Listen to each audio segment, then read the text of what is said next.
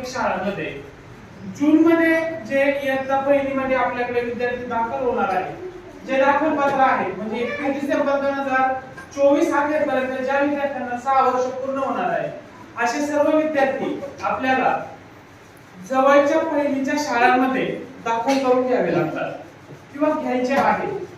तर हे नुसते दाखलच करायचे नाही, तर या सर्व विद्यार्थ्यांचं आपल्याला स्वागत करायचं आहे.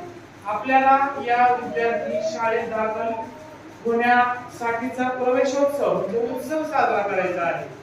या विद्यार्थ्यांना शाळेविषयी आपुलकी निर्माण व्हावी, या विद्यार्थ्यांना शाळेविषयी महत्त्व समजावं. त्याचबरोबर आपल्याला इथून पुढे काय काय शिकायचं आहे, काय काय कला, काय काय ज्ञान आत्मसात करायचं आहे, वर्गामध्ये असू द्या, समाजामध्ये असू द्या, कुटुंबामध्ये असू द्या, विद्यार्थ्यांना कशा स्वरूपाने वागायचं आहे